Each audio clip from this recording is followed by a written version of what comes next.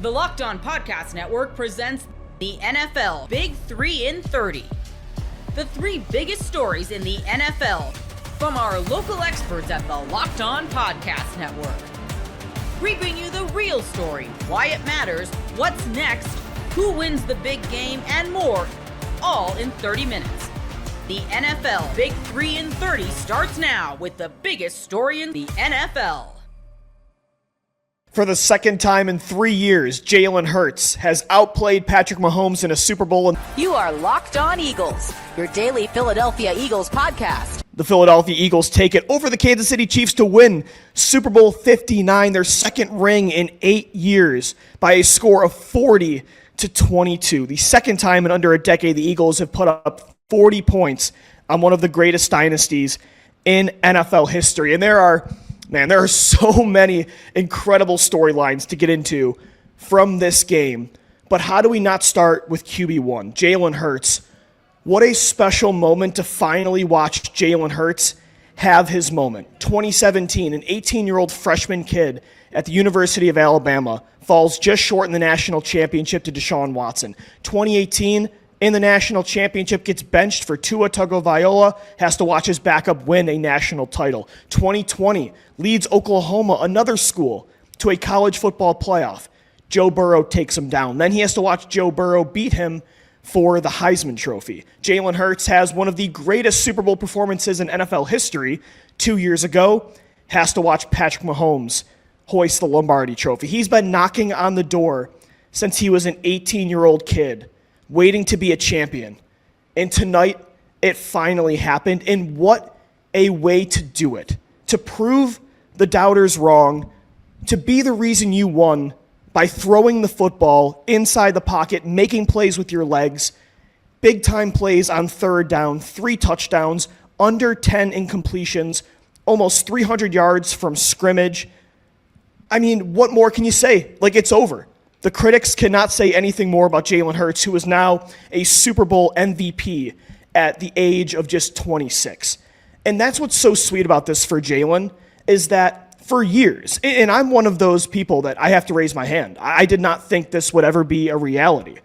I didn't think that Jalen Hurts could be a reason you win a championship by him being a complete quarterback, not just a mobile quarterback, but a guy that when the Kansas City Chiefs shut down your most valuable player on offense, let's be real, of 2024, Saquon Barkley, and they dare Jalen Hurts to be the reason you win this game, Jalen can be that guy and put together a near flawless performance. A performance that tops what he did in the NFC Championship. I mean, his numbers are unbelievable.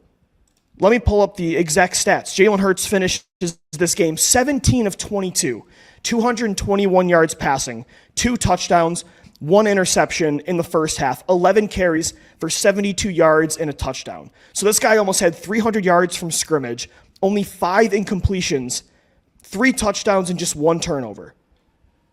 I mean, it's over. Again, there's nothing more you can say. Jalen Hurts has now, in 3 of the biggest games of his career in the NFL, in the Super Bowl 2 years ago, in the Super Bowl this year, in the NFC Championship 2 weeks ago, he's had 3 historically great performances. Like, how cool is that to see, especially after having such a selfless season? I mean, you could say Josh Allen this, Joe Burrow that, Lamar Jackson this, Justin Herbert that, blah, blah, blah. Like, Jalen Hurts has now, in 2 of the last 3 Super Bowls, he has outplayed, I think, the second greatest player of all time in Patrick Mahomes. And now he has a ring before all those guys. He's a top 5 quarterback in the NFL. He's the greatest quarterback in franchise history for the Philadelphia Eagles. It's over. I said this after he won the NFC Championship, but now you bet your ass it's over. And now it's absolutely over. Jalen Hurts, his legacy is cemented already, and he's 4 years away from being 30 years old. I mean, what an insane story. It is the coolest part of this. And again, I got to raise my hand. Like, if you go back to my 2020 podcast, my 2021 shows on Locked On Eagles, I was so irate that this guy was an Eagle. I truly did not believe that he'd be the franchise quarterback. And there's so many people that felt that same way. It's incredible that we're here. Like, the Eagles themselves drafted him to be a backup to Carson Wentz. And then they nearly traded for his replacement after 2021. They were so close to bringing in Russell Wilson or Deshaun Watson. I mean, it's insane that the Eagles were so close to all of this not being a reality. Jalen Hurts brought you a championship, your second Super Bowl in under 8 years, where, oh, by the way, you beat the two greatest players in NFL history in those two championships to get those two rings. But, like, that's how you got to feel. It's so cool, right? It's an incredible story of a player proving. I've never seen an athlete prove more people wrong, right? I mean, it's so cool to see that. But at the same time, you got to feel lucky as an Eagles fan because this wasn't plan A for Philadelphia. And there were a lot of moments where one little change completely changes the course of history for this franchise. And now Jalen Hurts has put up that second banner at the link, and we get to see that raised next year. And that's the craziest part. He's only 26 years old. I mean, this is a Hall of Fame career in the making. For him to do what he has done in 2 of the last 3 Super Bowls, his win percentage is up there with the likes of Tom Brady and Peyton Manning and the greatest players of all time at the most important position in sports. I mean, he has 53 wins and less than 25 losses throughout his career. He's going to break the rushing touchdown record. He had the most rushing yards a quarterback's ever had in the Super Bowl today. I mean, it's unbelievable. I don't even know what else to say about Jalen Hurts. Again, Kansas City dared. They stacked the box every single play. They said, Saquon Barkley's not beating us. Jalen Hurts, you're going to have to be the reason. He said, cool. I'm going to only have 5 incompletions. I'm going to throw for over 220 yards, 2 touchdowns, including an explosive touchdown that put the game on ice to Devontae Smith in the second half. He had 72 yards on the ground, including a touchdown in the first half. Countless third down conversions. Third and longs, by the way. I mean, the back shoulder throw to A.J. Brown was absolutely beautiful. Another throw to Brown on the left sidelines, or I believe it was Devontae, where he's got Chris Jones, one of the best defensive linemen in NFL history, in his face, and he delivers the ball. To watch the evolution of this player that so many people didn't believe he could evolve like this. I mean, somebody's going to write a book about it one day. And how demoralizing for Carson Wentz, by the way, to have to sit on the sidelines and watch his former backup quarterback, put on the show he did today. I mean, that's what it was. It was a complete show. And again, it's so cool to see him with that Lombardi trophy, to prove the haters wrong, to get Philly their second title in under a decade, but also, again, because he's been so close to this in college, at the NFL level, and for him to show the resiliency to always bounce back from the doubt and to bounce back from a devastating Super Bowl loss 2 years ago, to bounce back from the collapse of last year. I've never seen somebody of this age with this much poise, this much resolve, this much ability to overcome adversity. He is so special in his own unique way. Yes, again, is he the style of player we're used to seeing at quarterback? Normally what we think means you're great? No, but greatness is greatness, and this is a different version of it. But also at the same time, what we saw today inside the pocket, that is what you're used to seeing from quarterbacks. You got to give him his flowers. He looked like a franchise quarterback inside the pocket in the 2 biggest games of the year, in the NFC title and the Super Bowl. But again, the mobility, the leadership, the clutch play, the ability to overcome adversity, and the moment's just never too big for this guy. I mean, that's what makes Jalen Hurts truly great. And I think that's the NFL, they're going to look themselves in the mirror when it comes to evaluating quarterbacks, what is important and what's not. I think Jalen Hurts is completely changing the game. So again, you can say all you want about Josh Allen. He's a top 3 quarterback in football. He's the MVP for a reason. Lamar Jackson, I think, is a top 5 quarterback in football. So is Joe Burrow. Jalen Hurts is the one that got his ring first. He's the one that beat Patrick Mahomes when none of these other guys could. So what more can you say? He's a top 5 quarterback in football. He's got a ring. He's 26, and he's the greatest Eagles quarterback in franchise history. And I can't believe Lou DiBiase, I'm saying this on Locked On Eagles, considering where me and this guy started on this show. But I've never been, and I said this, at least I'm going to give myself some credit here for a second. I've always said on the show, I'll never be more happy to eat crow in my entire life than if Jalen Hurts is a franchise quarterback and he wins his team a championship. He did that tonight. The Eagles are Super Bowl champions. Super Bowl 59 is in the books, 40-22 the final score.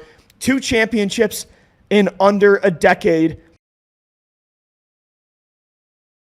I love going to live events, whether it's sports, music, theater, or comedy. Imagine going to the big game this Sunday. That's what a lot of the people around me here on Radio Row are going to do, and the fans who are coming to New Orleans. Gametime has a new feature called Gametime Picks that makes getting tickets for your favorite live events even easier. Gametime Picks filters out the fluff to show you only incredible deals on great seats, so you don't have time searching. Inspiration makes it easier to save more on sports, concerts, comedy, theater, and take the work on tickets.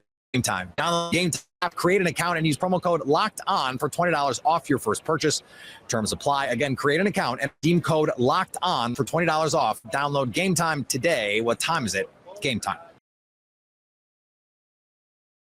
They missed the mark. What happens next? From the land of the free and the home of the Chiefs, this is the Locked On Chiefs podcast. Congrats to the Eagles.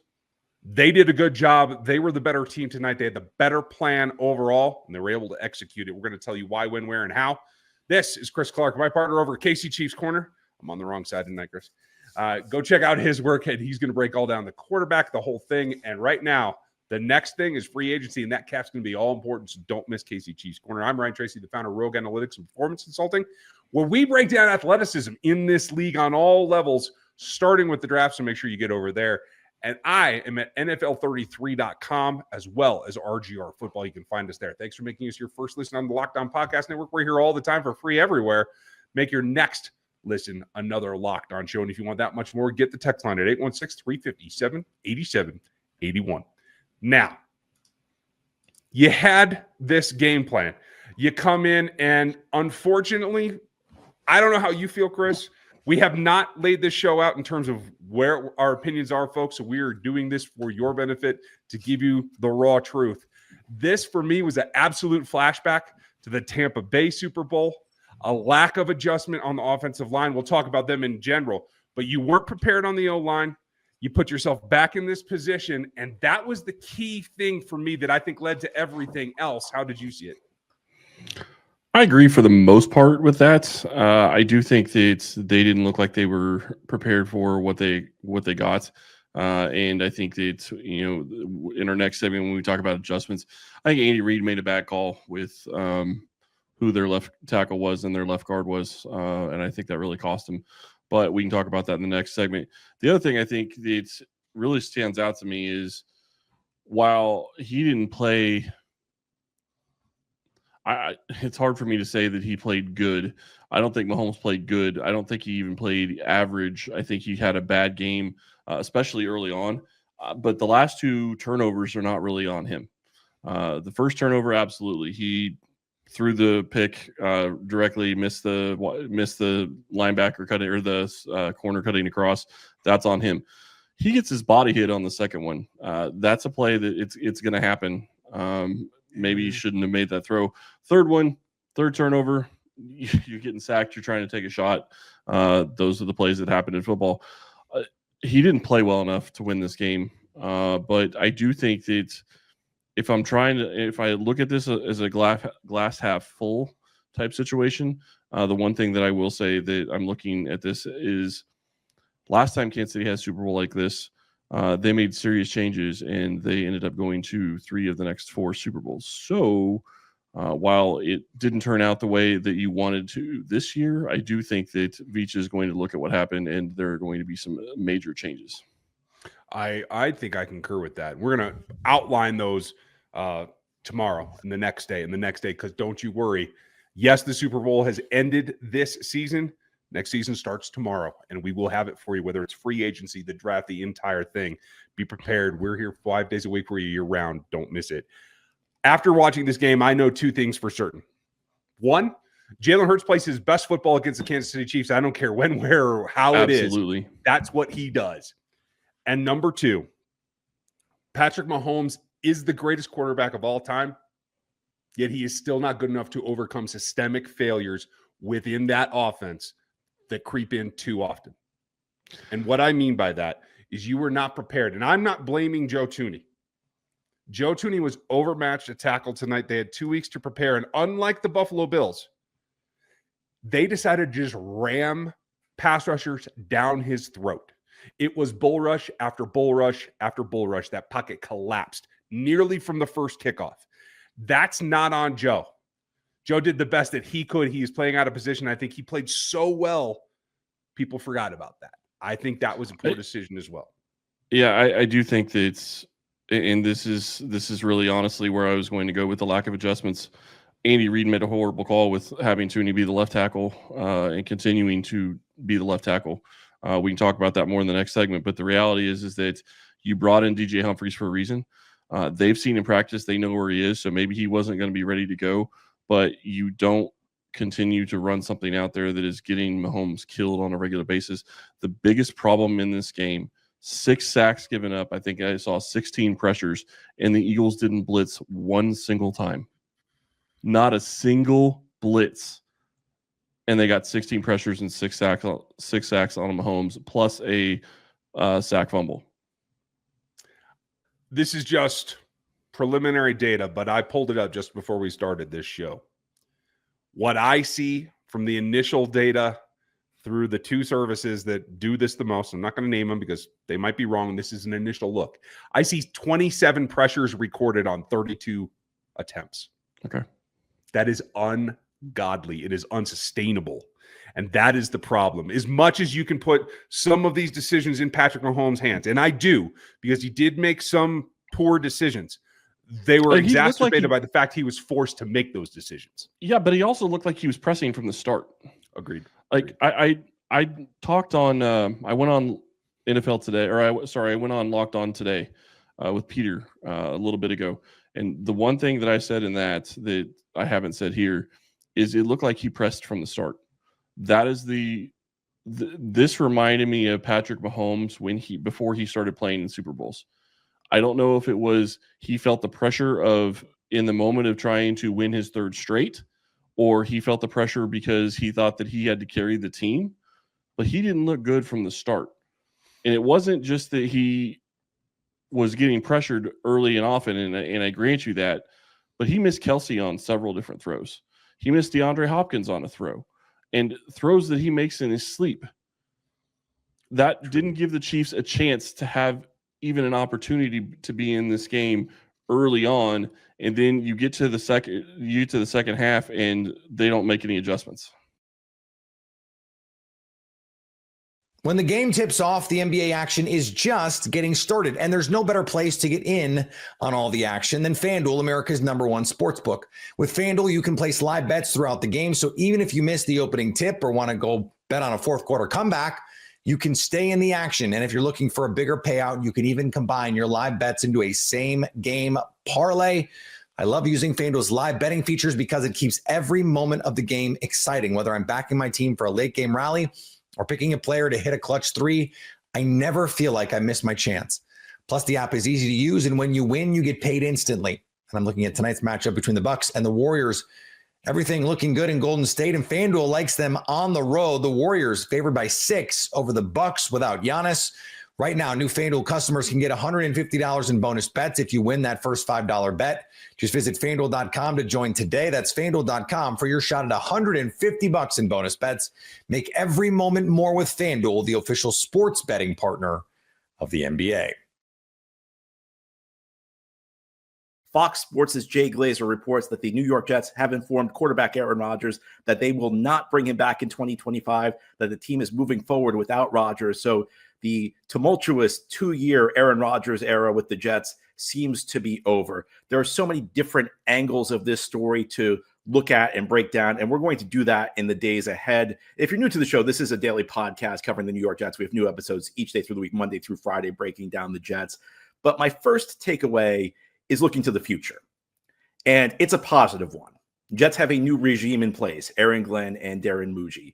And this was their first real major decision. I know they signed a fullback a couple of days ago, but the dealing with Aaron Rodgers and how they handled it was the first real test of this new regime. And I think they passed it with flying colors.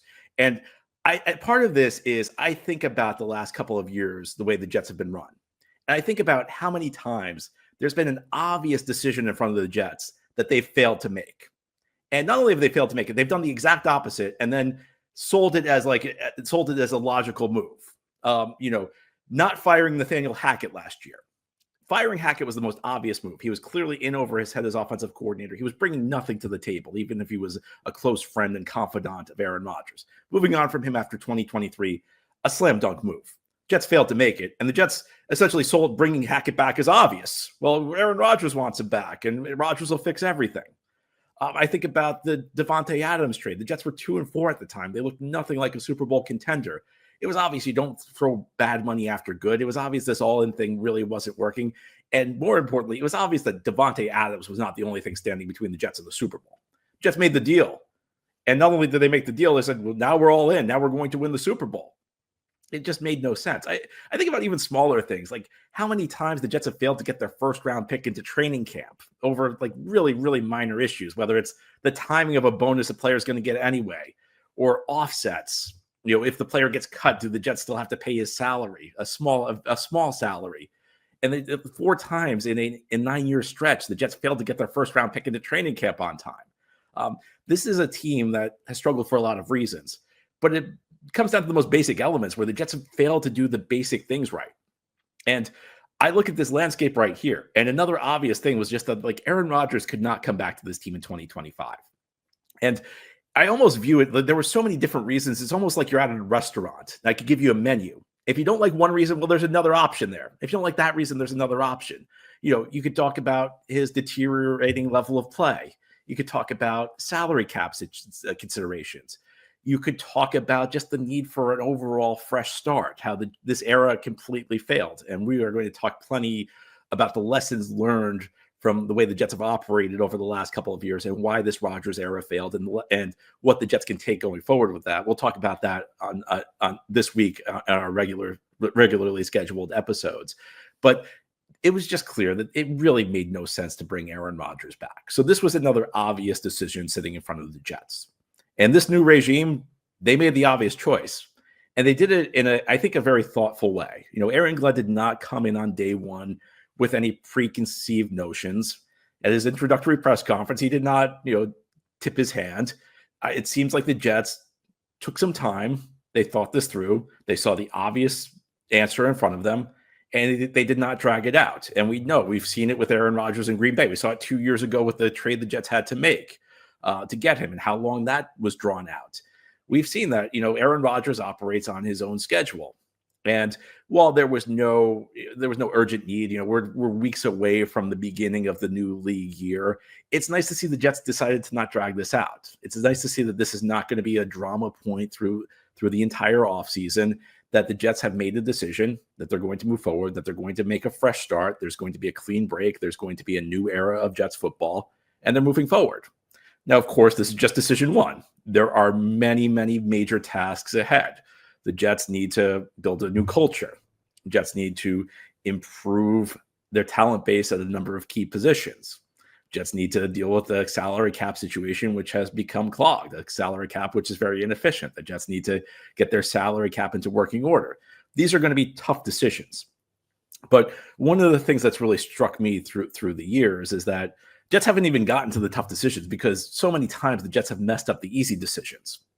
The Jets finally got an easy decision right. And it's the first major decision that a new regime had to make. And look, I understand it's a bit of a low bar because, comparing this regime to what the Jets have had in recent years, it's not hard to beat what the Jets management has been. But this was the first hurdle. It was a low hurdle, but the Jets cleared it. They made a considered decision. They made an informed decision, and they reduced the level of drama to a bare minimum. And I think that this is a good sign. Now, again, first step of a major task, but I think that Aaron Glenn and Darren Muji did well. Now, here on the Locked On Jets podcast, let's talk about immediate considerations, because there were a few arguments being made that Rodgers should be brought back if the team was focused on winning, that Rodgers was the best immediate option. I just don't think that's true. It's only a report right now. The Jets have not confirmed it, but there have been some reporters who reached out to the Jets, and the Jets have responded with no comments, which is kind of telling, because I think it would be very easy. If it wasn't true, it'd be very easy for the Jets to put out a statement. We're still in evaluation mode. That report's not true. We're still considering it. Very easy to swat this down if it wasn't true. I don't think the Jets would ever confirm it on the record. They'd probably give you a no comment if it was true. So certainly sounds like we're moving in that direction. Jets moving on without Aaron Rodgers. And there does seem to be a segment of the fan base who's going to be upset about this, because I've heard this argument over and over, and not just from fans. I mean, I've heard it from a lot of people in the media. I just heard Adam Schefter say it a few days ago on ESPN, that if you're looking for immediate results, Aaron Rodgers is still the best quarterback for the Jets in 2025. If you're looking to win the most games in 2025, there's no better option than Aaron Rodgers. And I think that that's a highly debatable point for a number of reasons. First of all, Aaron Rodgers was the Jets quarterback in 2024, and they went 5-12. So the idea that, Aaron Rodgers is the slam dunk guy who's going to win you the most games, I think that's on very shaky ground, because they didn't win a lot of games this year. And I understand that quarterback wins are not a quarterback stat, that they're not an individual stat, that it is a team game. But at the end of the day, people acted like Aaron Rodgers would be the guy that would take the Jets to the Super Bowl. They went 5-12 with him, and the team just really wasn't good. And a big source of the struggle was just the passing game could not get going. But the idea that, there's no quarterback comparable who's attainable for the Jets to what Aaron Rodgers can do, that's in Rodgers' current state. I think I just have a tough time believing that. If we're not talking about the guy who's won 4 MVPs anymore, we're not even really talking about an upper echelon quarterback at this point. I think Rodgers can still start in the NFL. I think, he's probably like a mid to low level starter, and there's value there. He's not a guy who's, you see certain quarterbacks step in, like your Tim Boyles, and they can't even play. You see even guys like Zach Wilson, who are probably like backup level quarterbacks. Aaron Rodgers is obviously a cut above these guys. I'm not saying Aaron Rodgers is incapable of being a starting quarterback in the NFL in 2025. But what I am saying is that he's incapable of being a driving force behind a team's success. If you put Rodgers into a situation where he's got a great offensive line and, a great defense, and, you've got stars all over the place, and you're in one of those situations where the quarterback's a game manager, I guess it could work. I mean, I think Rodgers' ability to stay healthy is a big question mark, because we've now had 3 straight seasons where he's played through injuries or missed time because of injuries. And at 41, turning 42, I don't know that that's going to change. But what I don't understand is the idea that there's no possible quarterback who can give you what Rodgers can give you. Because I can give you the numbers. I can compare his numbers with certain quarterbacks. How about Kirk Cousins? Kirk Cousins this past season had a better completion percentage, more yards per attempt, a better QBR, more yards per game, and their passer rating was comparable. Rodgers is with 90.5, Kirk Cousins was 88.6. Now there were some statistics where Rodgers beat Cousins, touchdowns in particular. So I'm not saying Cousins is necessarily better than Rodgers, but let's say look at those numbers. I think you could say those guys, we could compromise, say they were roughly equal. I mean, it's Kirk Cousins, guy who got benched, guy who's Falcons are going to cut despite owing him a ton of guaranteed money, a guy who's going to be available for really cheap.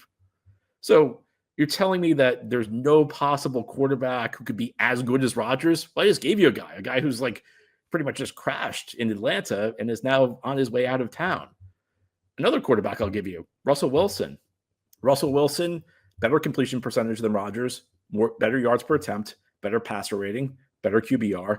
Their touchdown rate, so the percentage of passes that result in a touchdown, were the same. Russell Wilson had a better interception rate, a lower percentage of passes that turned into an interception. Yards per game were almost the same. Rodgers had 4 more yards per game. Their success rate was almost identical. Rodgers 43.9, Wilson 43.6. Success rate is a play successful? Do you get a certain percentage of the yards you need on first down, a certain percentage on second down? Do you convert third downs? So again, like this is guys who are comparable. A guy who is going to be another guy who's going to be really available for cheap. Now, obviously, you'd like to do better than these guys, but I keep seeing over and over that Rodgers is the best option for the Jets in 2025. That there's no way you can find somebody who could play at his level. Look, it's true that you can't find somebody who could play at the level of peak Rodgers, but the reality is the current version of Rodgers can't play at that level right now. You just see the decline. The mobility is practically gone. The arm really isn't what it used to be. He's just not the same guy he was in the past. And that doesn't even touch on the fact that it's not just about 2025 anymore. The Jets are no longer in all-in mode. The Jets are once again trying to balance the present with the future. And it would be very difficult to bring back Aaron Rodgers on his current $37.5 million cap hit. It'd be tough to bring back Aaron Rodgers at like half that amount. And that doesn't even touch on, some of the other aspects I discussed earlier, going down that menu I mentioned that Jets really just need a fresh start. They need to turn the page from this era, which really did not pan out. But just tangibly speaking, I don't really understand the argument that like it's impossible to find a quarterback comparable to Rodgers, because I just gave you stats. I compared him with two guys who nobody wants, two guys who like probably aren't going to be brought back by their current team because of their level of play. One of whom was benched, and they played about equal to Rodgers. Again, I'm not going to sit here and tell you Aaron Rodgers was worse than Russell Wilson or worse than Kirk Cousins, but I don't think he was better. I think you can say they were roughly equal, and those guys are going to be available for cheap. So there's no reason to bring back Rodgers at $37.5 million.